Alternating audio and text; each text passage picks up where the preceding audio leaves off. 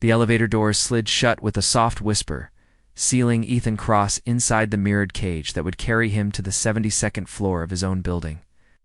He adjusted his platinum cufflinks, a ritual as automatic as breathing, and checked his Patek Philippe watch. 11 minutes until the board meeting that would determine whether his latest acquisition would proceed.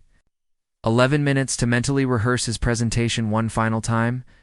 The elevator climbed smoothly through the first 20 floors when it suddenly lurched to a halt. Emergency lights flickered on, casting everything in an amber glow that made his reflection look almost human. "No," he muttered, jabbing the call button. "Nothing." His phone showed no signal. A cruel irony in a building equipped with the most advanced telecommunications money could buy.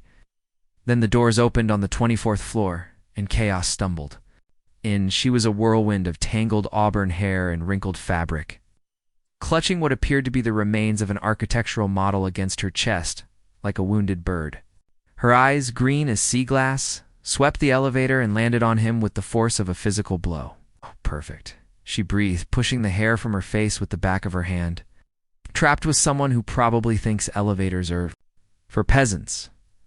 Ethan studied her through the amber light. Designer clothes, but not this season? Maybe not even this decade. Her shoes were expensive once, now scuffed and worn thin at the heels. Everything about her screamed money that had run out, dreams that had been downsized. "I don't think elevators are for peasants," he said, his voice carrying that particular tone of controlled patience he'd perfected in boardrooms. "I think they're for people who understand how to use them properly." She laughed, a sound like breaking glass. Right, because stumbling into a broken elevator at the worst possible moment of my life is definitely a user error. The model in her arms shifted, revealing torn cardboard and bent wire. Whatever it had been, it was destroyed now. She noticed him looking and clutched it tighter, her knuckles white against the brown cardboard. "It's a community center," she said, defiance crackling in her voice. "For kids in Queens who don't have anywhere safe to go after school." Was going to be anyway. Something in her tone made him look at her more carefully. The expensive bones beneath the worn exterior, the way she held herself despite the obvious disaster of her mourning. This wasn't someone who had never had money. This was someone who had lost it. "Clare Bennett," she said, suddenly extending her hand like a challenge. "And before you ask, yes, I'm that Bennett, daughter of the Bennett who used to own half of Manhattan before he decided cocaine was a better investment than real estate." The name hit him like a physical blow. He knew. That story had even profited from it. When William Bennett's empire had crumbled 5 years ago, Ethan's company had swept in and acquired 3 of his prime properties for pennies on the dollar, including the building they were trapped in right now. "Ethan Cross," he said, taking her hand. Her grip was firm, calloused from work. Her manicured hands had never been meant to do. Recognition flickered in her eyes, followed immediately by something that might have been disgust. "Cross Industries. Of course, you're the vulture who picked my father's bones clean." Oh. The accusation hung between them in the still air, sharp and undeniable. Ethan had built his fortune on the ruins of other people's failures, and William Bennett's spectacular crash had been particularly lucrative. But looking at Claire now, seeing the pride that kept her spine straight despite everything, she'd lost. He felt something he hadn't experienced in years. Guilt. "Your father made his own choices," he said, but the words felt hollow even as he spoke them. "My father was sick," she shot back, "addicted and desperate and making terrible decisions. It doesn't mean you had to profit from his destruction." The elevator shuddered around them, a metallic groan that seemed to echo her words.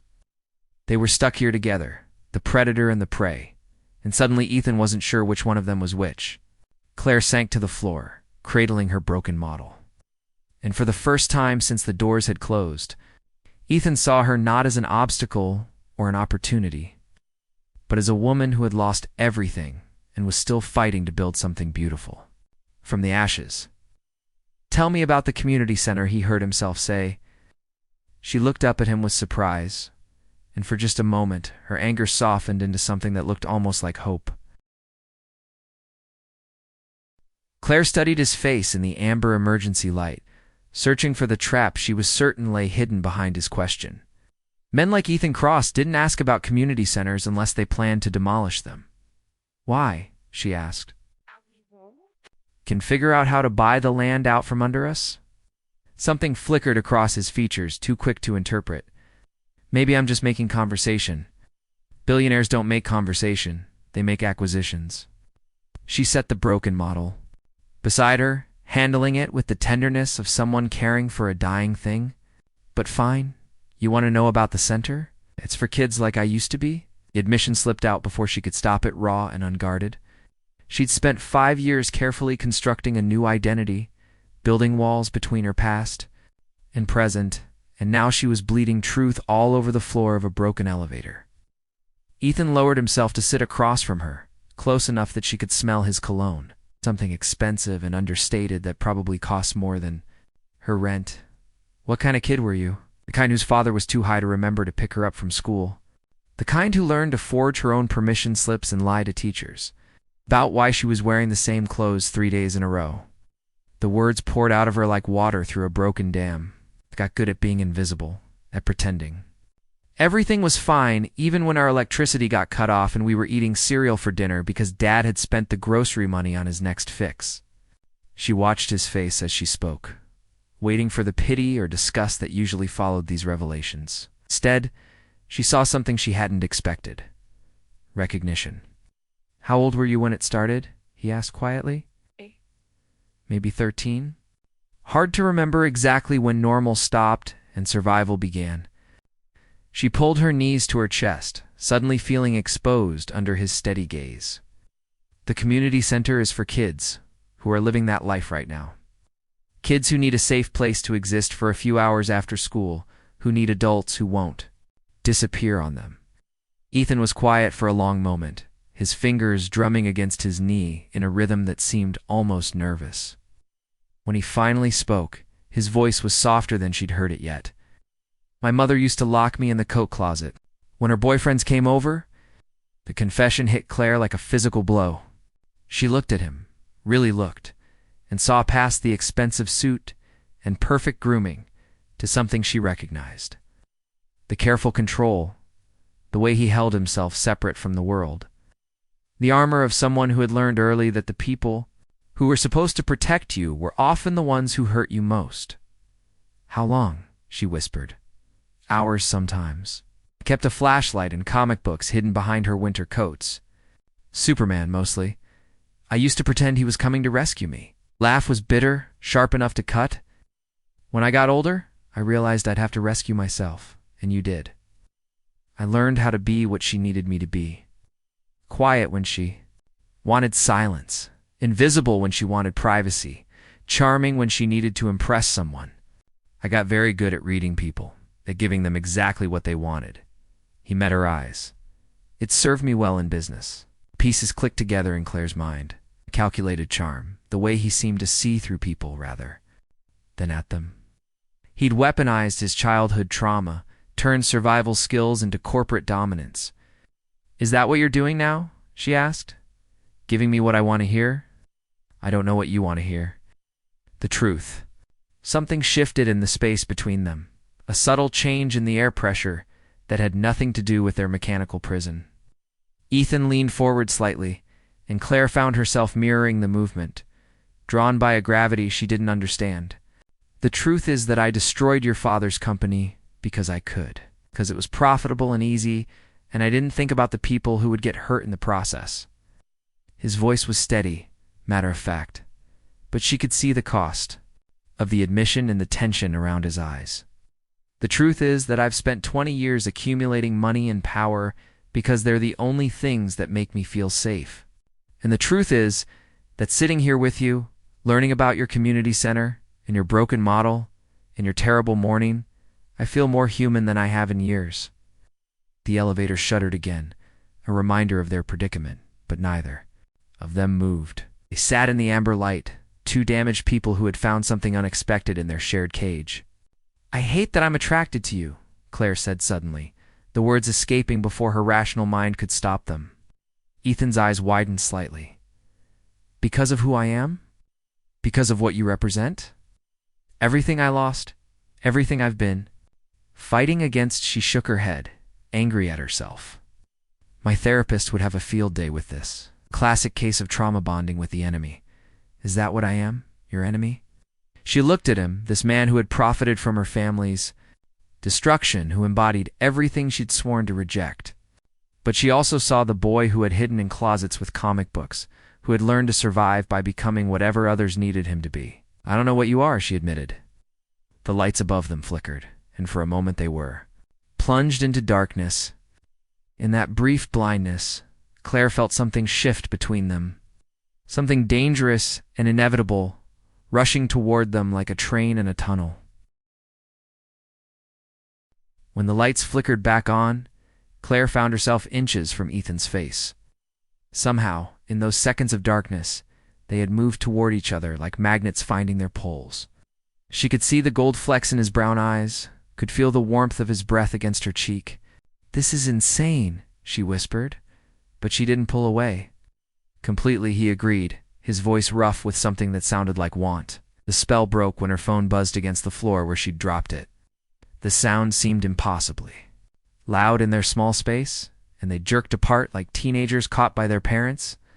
Claire grabbed the phone, grateful for the distraction. "Signal's back," she said, though her voice sounded strange to her own ears. The screen showed 17 missed calls from her business partner, each one probably more frantic than the last. Ethan pulled out his own phone, the motion sharp and businesslike, as if he could rebuild his walls with the simple act of checking messages. "Mine too. I should call my assistant, let her know I'm going to miss the board meeting." Something in his tone made Claire look up from her phone. "The board meeting you mentioned before? What was it about?"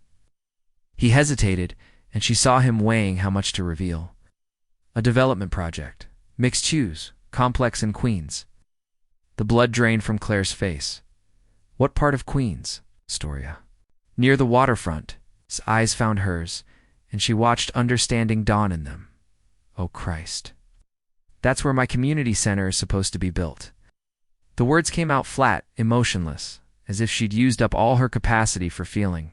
"The lot we've been fundraising to purchase for 3 years? The one where kids currently play basketball on a cracked concrete court because it's the only safe space they have." Ethan closed his eyes and she saw his jaw clench. "Claire, I didn't know." "Of course you didn't know. Why would you? We're just ants to people like you, easy to step on and easier to ignore." She scrambled to her feet, suddenly desperate to put distance between them. "God, I'm so stupid. For a minute there I actually thought you might be different." "I am different. This conversation, what's happening between us, it's changing everything." "Is it?" She spun to face him, her green eyes blazing. "Because from where I'm standing, it looks like you're still planning to destroy the one thing I care about most in this world." He stood slowly, his movements careful and controlled. "The project has been in development for 2 years. There are investors, contractors, legal obligations. I can't just snap my fingers and make it disappear. But you could if you wanted to. That's what power means, isn't it? The ability to choose who gets hurt and who gets saved." The accusation hung between them like a blade. Ethan stared at her and she watched something transform in his expression. The careful mask of corporate politeness fell away, replaced by something raw and desperate. "What if I told you there was another way?" "What do you mean? What if instead of fighting me, you worked with me? What if we built your community center as part of the development?"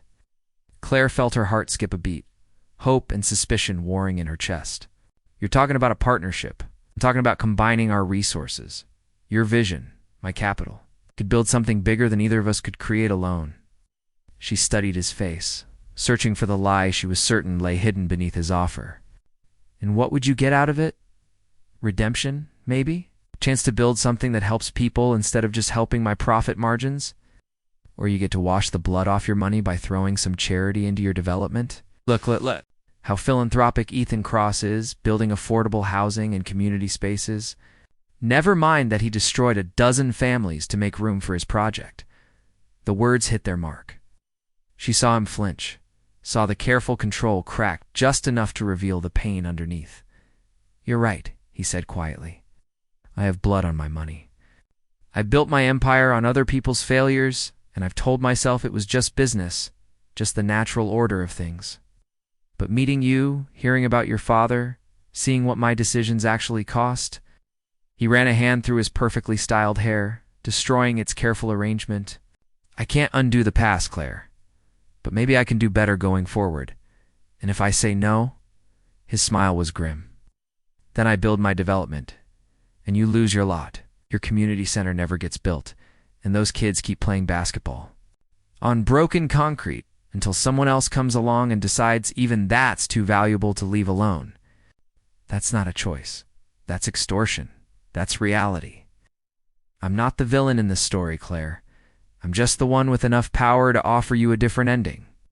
The elevator suddenly lurched back to life, the familiar hum of machinery filling the silence between them. The floor indicator began to climb, ticking off numbers like a countdown to some inevitable conclusion. 22, Ethan said, watching the numbers rise. That's my floor, where I have to go and explain to my board why their $1 million deal is about to get very complicated.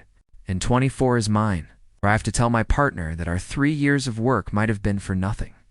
The elevator slowed, coming to a smooth stop. The doors opened onto the 22nd floor, revealing a marble lobby and a reception desk, where a perfectly groomed woman waited with undisguised anxiety. Ethan stepped toward the doors, then turned back to her. I meant what I said about redemption, about doing better. I know, Claire said, and realized she believed him. That was the most terrifying part of all. My private number, he handed her a business card, their fingers brushing as she took it.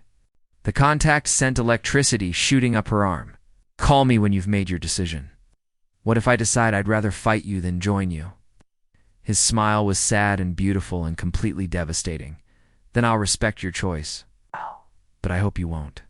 The doors began to close between them, and Claire felt something inside her chest crack open like an egg. She was falling for him, had been falling since the moment he'd asked about her community center, with genuine interest in his voice. And that made him more dangerous than any corporate raider or ruthless businessman. It made him someone who could break her heart. Claire stood in the community center's temporary office, a cramped space above a bodega that smelled perpetually of coffee and plantains, staring at Ethan's business card. 3 days had passed since the elevator, and she'd memorized every detail of the embossed letters, the weight of the paper, the way his name looked in elegant serif font. You're going to wear a hole in that thing, Maya said from behind her laptop. Her business partner had been shooting worried glances her way all morning, probably wondering why Claire kept spacing out in the middle of conversations. I'm thinking about the mystery phone call that made you look like you'd seen a ghost, the one you refused to tell me about. Claire turned from the window where she'd been watching kids play in the lot below. Their lot. The one they were about to lose if she didn't make a decision soon. What if I told you we had an offer? A partnership that could save the community center. Maya's fingers stilled on her keyboard. What kind of partnership? It's the kind that comes with strings attached. It's the kind that might compromise everything we've worked for. Claire, you're scaring me. Just tell me what's going on. Before Claire could answer, her phone rang. Ethan's number, which she'd programmed in but hadn't found the courage to use. Her heart hammered against her ribs as she answered. I was wondering if you'd decided to hate me permanently or just temporarily. His voice was warm with humor, but she could hear the tension underneath. Still deciding, she said, walking to the corner of the room for privacy. How did your board meeting go? About as well as you'd expect when you tell a room full of investors that they're guaranteed profit might become a community service project. They must have loved that. Richard Hawthorne actually turned purple. I thought he might have a stroke. His laugh was rueful. Hey. But they're giving me 2 weeks to present an alternative proposal. Oh. 2 weeks to convince them that doing good can also do well. Claire felt something shift in her chest. You're really doing this? Fighting your own board for a community center you've never seen? I'm fighting for a chance to be someone better than I've been. The community center is just how I'm going to do it. His voice softened. Have dinner with me tonight, Ethan. I don't think that's a good idea. Business dinner. You can tell me about your programs. I can show you the development plans. We can figure out how to make this work. And if we can't make it work, then at least we'll know we tried. Claire closed her eyes, feeling herself balanced on the edge of a cliff. Below lay everything she'd sworn to avoid, all the complicated tangles of money and power and desire that had destroyed her family. But ahead lay the possibility of saving something precious, of building something that mattered. Where? She heard herself say, "My apartment. I'll cook. You cook. I make a mean grilled cheese. And I promise to keep my hands to myself unless you specifically request otherwise." The teasing note in his voice made her stomach flutter in ways that had nothing to do with hunger. 7 o'clock, and Ethan? This is just business? Of course he said, but she could hear the smile in his voice. It's just business. 8 hours later, Claire stood outside the penthouse elevator in a dress she'd borrowed from Maya, her heart pounding like she was about to rob a bank. The elevator rose smoothly to the top floor, nothing like the broken cage where they'd first collided, and opened directly into Ethan's living space. The apartment was enormous, all floor-to-ceiling windows and modern art that probably cost more than most people's houses. But it felt empty somehow, like a magazine spread rather than a home. She could see the terrace through the glass, with its view of the city spread out like a circuit board against the night sky. "You came," Ethan said, appearing from what she assumed was the kitchen. He'd traded his suit for jeans and a white button-down with the sleeves rolled up, and the casual clothes made him look younger, more approachable. "I keep my promises," she said, then felt heat rise in her cheeks as she realized how that sounded. Good to know. His eyes traveled over her dress, a simple black sheath that Maya had sworn made her look like a goddess. From the expression on his face, Maya might have been right. "You look beautiful. This is business, remember, right? Business?" But he was still looking at her like she was the answer to a question he'd been asking his whole life. Dinner was surprisingly normal.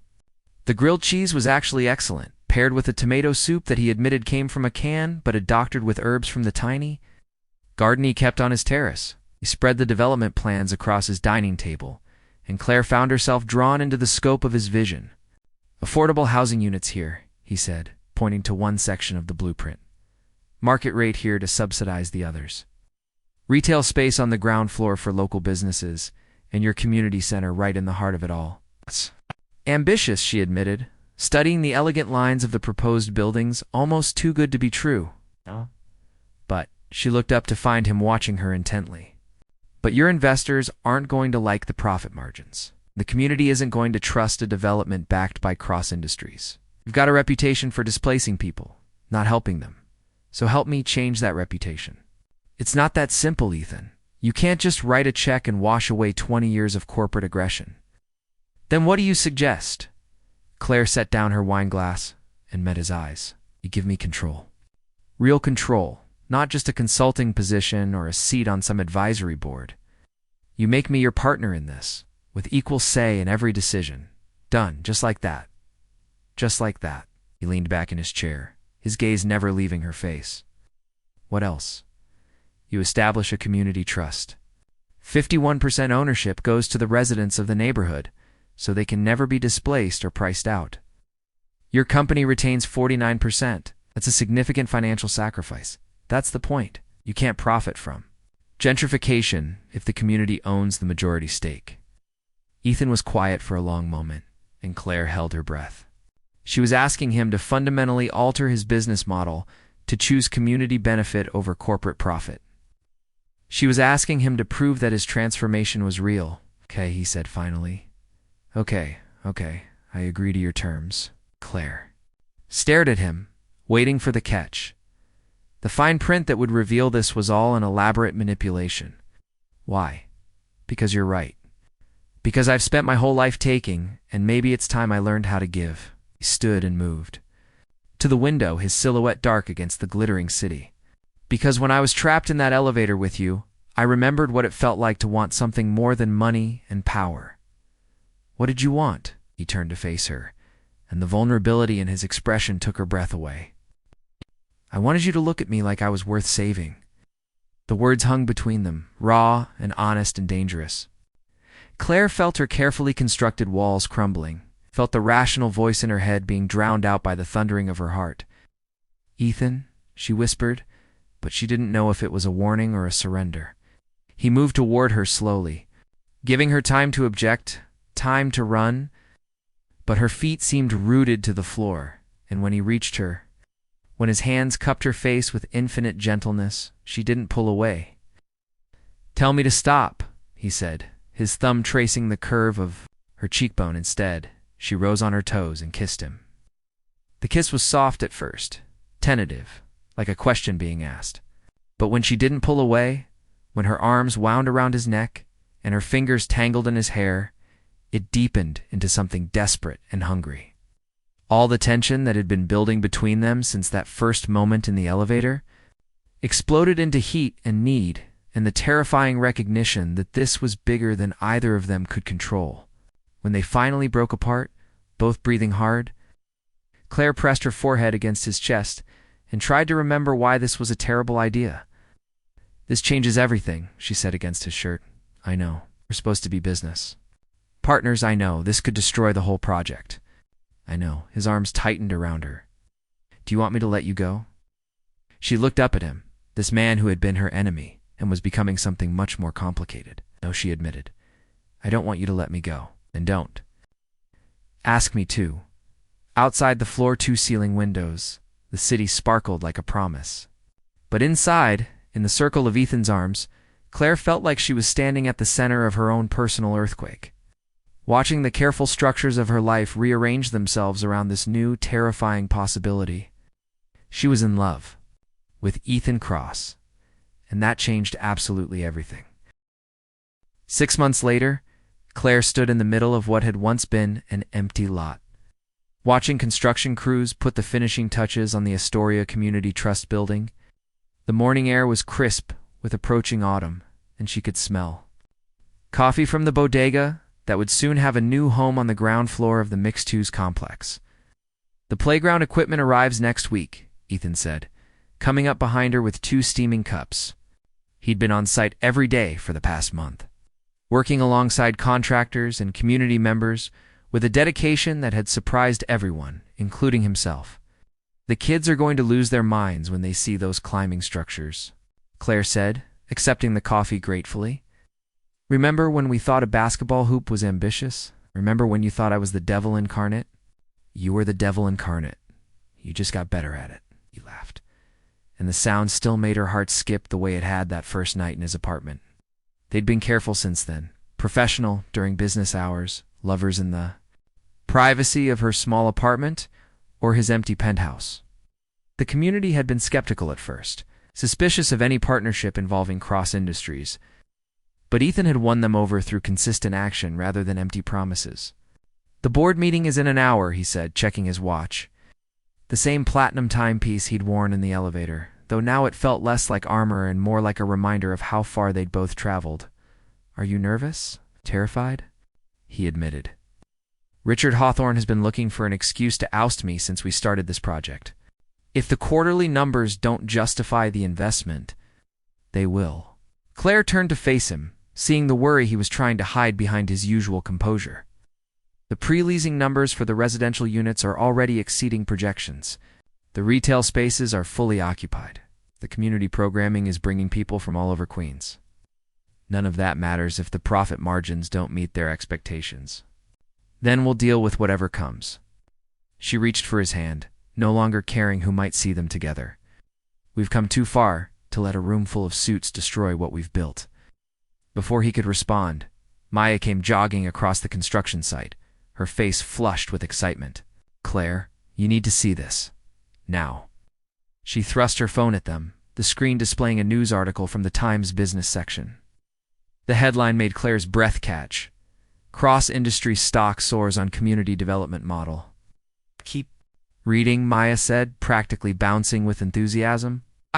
Claire scanned the article, her amazement growing with each paragraph. Other developers were trying to replicate their community trust model. Urban planning experts were calling it revolutionary. Stock analysts were recommending Cross Industries as a long-term buy based on their innovative approach to sustainable development. "You did it," she said, looking up at Ethan in wonder. "You proved that doing good can do well." "We did it," he corrected. "This never would have happened without you, Mr. Cross." A young man in a hard hat approached them.